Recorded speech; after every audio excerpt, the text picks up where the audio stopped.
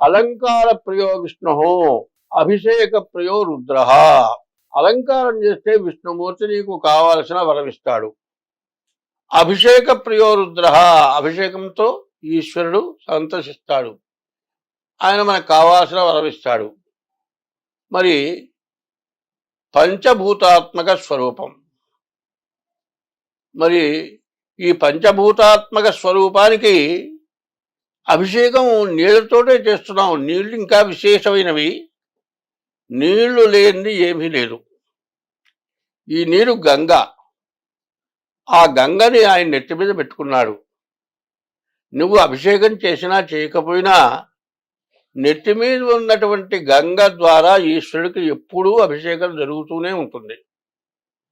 పైన ధారాపాత్రాలు కడతారు, అది ధారాపాత్రగా చెప్పాలంటే సాక్షాత్తు గంగ. గంగా, యమున, సరస్వతి 3 నదులు. ఈ 3 నదుల్లోకి ఎట్లా వచ్చినాయి? మరి హరిద్వార్ అంటారు. హరిద్వార్ అంటే ఏంటంటే భూమి మీద గంగ లేకుండా ఇబ్బంది పడుతూ ఉంటే హరి పాదోద్భవీం గంగా అన్నారు. హరి పాదాల నుంచి గంగా వచ్చింది, అదే హరిద్వార్. హరిద్వార్ నుంచి ఎక్కడికి వచ్చింది? కాశీ వచ్చింది. హరిద్వార్లో గంగ చాలా చిన్నది, ఒక కాలవలాగా కనపడుతుంది. ఆ గంగ కాశీకి వచ్చేవి చాలా ప్రబలమైనదిగా ఉంది. అది గంగ. ఆ గంగ ఎవరు? ఈశ్వరుడు యొక్క భార్య. మరి అభిషేకం దేనికయ్యా అంటే ఆయనకి ఎవరికైనా సరే ఒకటి గుర్తుపెట్టుకోండి, ఎటువంటి వ్యక్తికైనా సరే, ఎటువంటి గయ్యాళి భార్య అయినా సరే, తల్లిదండ్రులు ఏదన్నా అంటే మాత్రం వాడు ఊరుకోడు. ఎందుకంటే నా పిల్లల్ని అంటావేంటంటాడు ముందు. అది గయ్యాళైనా వీడు ఓర్చుకుంటాడు. తల్లిదండ్రులు గయ్యాలైతే ఓర్చుకోరు, కానీ భార్య గయ్యాలైనా ఓర్చుకొని భార్యతోటే కాపురం చేస్తాడు. భార్య ఎన్ని ఇబ్బందులు పెట్టినా కూడా భార్యని వదిలిపెట్టి ఉండలేడు. భార్య మీద ప్రేమ ఉంటుంది. ఎవరు? గంగా ఆయన యొక్క భార్య. ప్రతి దేవాలయంలో కూడా ఆయనకి 2 భార్యలు ఉంటారు, గంగా, పార్వతి. ఆ గంగని నెత్తి మీద పెట్టుకున్నాడు. మరి పూజ చెయ్యాలి అంటే ముందు ఆయన్ని ఆ గంగ నీళ్లు పోసి తడిపితేనే ఆయన తృప్తిపడతాడు. అభిషేక ప్రియో రుద్ర, గంగ అంటే ఏ భూమిలో ఉన్న నీరైనా గంగే అవుతుంది.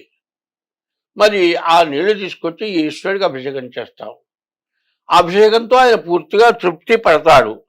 అయితే మనకు కావాల్సింది ఏమిటి అంటే పంచామృతాలు అంటాం.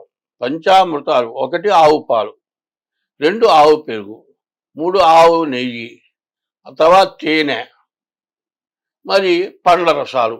ఈ 5 కలిసి పంచామృతాలు. ఈ 5 కూడా అమృతాలేవి. ఈ అమృతాలంటే మృతం, అమృతం. మృతం అంటే చచ్చిపోయేది, మరణించేది, చచ్చిపోయేది. అమృతం అంటే బతికించేది. మనల్ని ఆయన బతికించాలి, మనం ఎక్కువ కాలం జీవించాలి.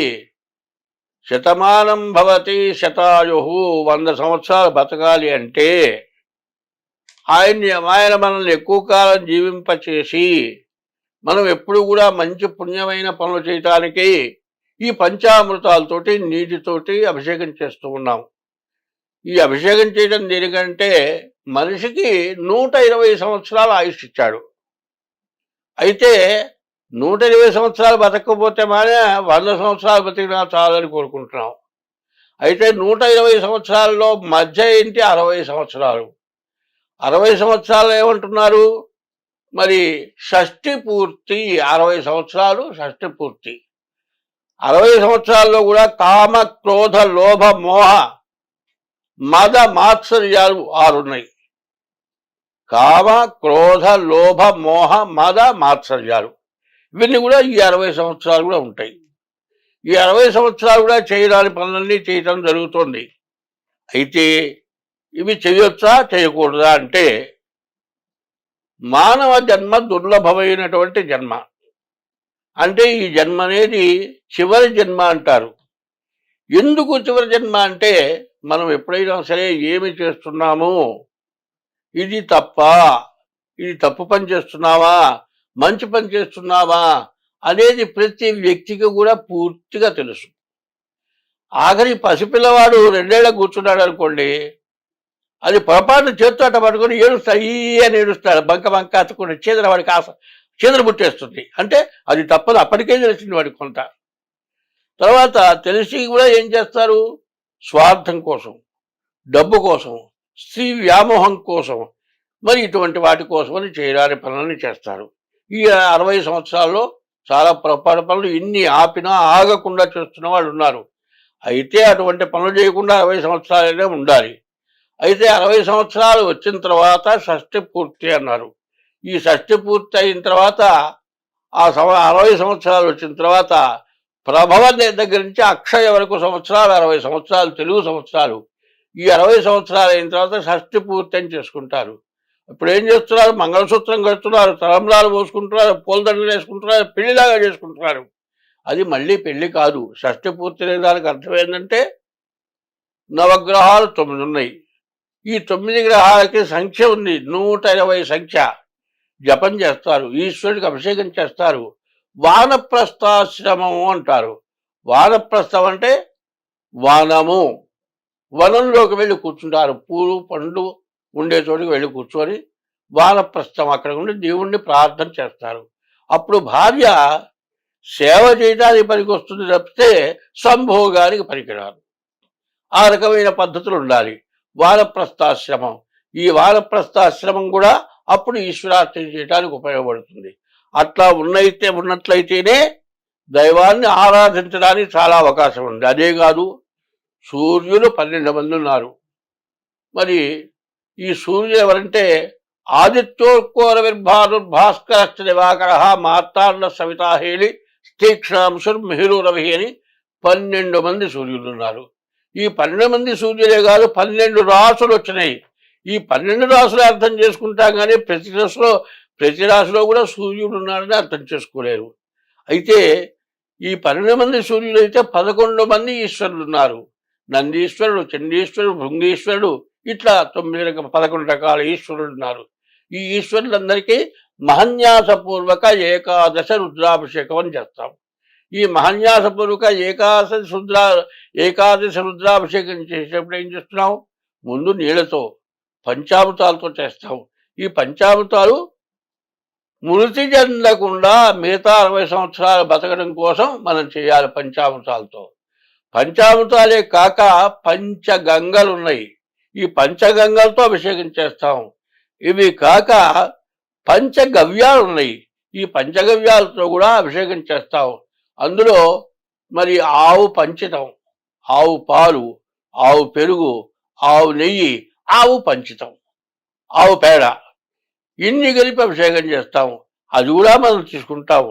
ఆ పంచగవ్య తీర్థం తీసుకుంటాము. ఇవన్నీ అభిషేకం చేసి తీర్థం ఎందుకు తీసుకుంటామంటే కామక్రోధస్య లోభస్య దేహే తిష్టంతి తస్కరా జ్ఞాన విత్తాపహారైన తస్మాత్ జాగ్రత్త అని ఆదిశంకరుల వారు చెప్పారు. అటువంటి మనలో ఉన్న లోభం, మోహం, మదం, మాత్సర్యం ఇట్లాంటివన్నీ కూడా పోవటం కోసమని పంచామృత తీర్థం, పంచగవ్య తీర్థం ఇవన్నీ కూడా మనం తీసుకుంటాం. కాశీ గంగతో అభిషేకం చేసి అభిషేకం తీర్థం తీసుకుంటాం. పూలు మాత్రం ఏమిటాయా అంటే నిన్నటి పూలు ఇవాళ పూజకి పనికిరావు, ఇవాళ పూలు రేపు తీసేయాలి. ఈ పూలు కూడా ఎవరో అమ్మితే తెస్తే పూలు ఇవాళవి తెచ్చాడని నమ్మటానికి వీలుందా? లేదు కదా. కాబట్టి దొరకలేదని పూలు కోసుకొస్తున్నారు. కానీ దేవుడికి ఎట్లా పెట్టాలి? కనీసం పూలు దొరకకపోతే పత్రం పుష్పం ఫలంతో ఏమన్నారు. పత్రం ఆకు, పుష్పం పత్రం ఆకు, పుష్పం అంటే పువ్వు, ఫలం అంటే ఒక పండు, తోయం అంటే నీళ్లు. మరి ఏమీ చేయలేనప్పుడు ఏమొస్తుంది? 2 చేతులైతే దండం పెడితే మనకు ఏమీ దొరకని అడవిలో కైలాసంలో మరి అనేక చోట్ల శివలింగాలు ఉన్నాయి. ఏమీ దొరకని చోటికి యాత్రకు వెళ్తున్నాం. మరి శివలింగం లేనటువంటి చోటంటూ ఎక్కడా లేదు.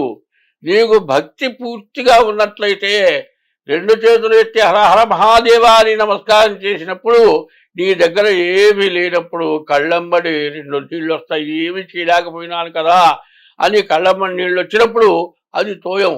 ఆ కళ్ళతో నీళ్లతో అభిషేకం చేసినట్లే అవుతుంది. కాబట్టి భగవంతుడు అనేటువంటి వాడికి మనం పెట్టడం కాదు, ఆ భగవంతుడు, ఆ పరమేశ్వరుడు పెడితేనే మనం తింటున్నాం. ఆ పరమేశ్వరుడు పెట్టకపోతే మనం ఏం తినలేము. అది ఎట్లాగో ఆధారం చెబుతాను. భూమిలో నుంచి వచ్చే ప్రతి వస్తువు తాగడానికి ముందు నీళ్లు లేకపోతే బతకలేంగా, మంచినీళ్ళు లేకపోతే బతకలేము. కానీ మట్టిలోంచి నీళ్లు పైనుంచి తీయాలా? తీయలేము. తొవ్వితో లోపల నుంచి నీళ్ళు వస్తున్నాయి. దాంట్లో నుంచి ఆయిల్ వస్తుంది, దాంట్లోనే విషవాయువులు వస్తున్నాయి.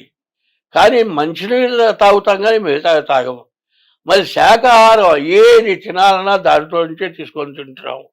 మరి నీళ్ళు తాగుతున్నాం, నీళ్ళలో చేపలు ఉన్నాయి, జలగలు ఉన్నాయి. మరి అదే ఒక చోట కీర్తన ఉంది, మరి నీళ్ళతో అభిషేకం చేద్దామంటే చేపలు ఎంగిలి అంటున్నాయిట. ఇవన్నీ కూడా ఏమిటా అంటే ఎంగిలి కాదు, ఆయన ఇచ్చిందే మనం చేస్తున్నాం. ఆయన ఇచ్చింది ఎట్లా చేస్తున్నాం? నీరు అమ్మవారి ద్వారా వస్తుంది.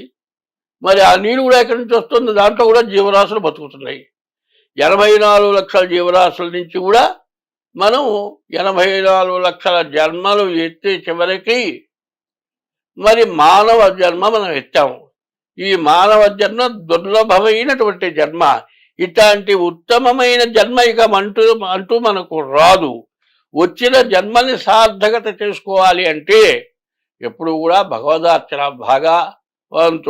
భగవంతుడే పదానికి అర్థం ఏంటి? శివలింగం ఎట్లా ఉంటుంది? పానవట్టం ఉంది. పానవట్టం ఏ రూపంలో ఉంది? స్త్రీ యొక్క యోని రూపంలో ఉంది. శివలింగం ఏమంటే పురుషుడు యొక్క లింగ రూపంలో ఉంది. ఆ రూపం ఎందుకు ధరించాడు పరమేశ్వరుడు? ఉత్పత్తి కారకుణ్ణి నేనురా అని తెలియజేయడానికి ఈశ్వరుడు ఆ రూపం ధరించాడు. కాబట్టి కనీసం ఈశ్వరార్చన ఎప్పుడూ చేయాలి. ఎందుకంటే చాలామంది అంటారు, వివాహం చేసుకున్నదిరా, సంతానం కన్నదిరా, తమో నేను పెద్ద కనుణ్ణి, నేను ఇంతమంది సంతానం కన్నానంటాడు. ఎవరికైనా సంతానం కలక్కపోతే నువ్వు ఎదవరా, నువ్వు సంతానం కలగలేదురా అంటారు. ఏది జరగాలన్నా ఆ పరమేశ్వరుడు యొక్క శక్తి మనంలో ఉంటేనే జరుగుతుంది. కాబట్టి ఆ పరమేశ్వరుని అభిషేకం అనేటువంటిది ఖచ్చితంగా చేయాలి. నీరు గంగ పార్వతి. గంగ శిరస్సును ధరించాడు, చంద్రుణ్ణి శిరస్సును ధరించాడు. ఆ గంగ లేనిది మనం ఎవరం బతకలేము. కాబట్టి ఆ గంగ లేనిది ఆయన కూడా ఉండలేడు.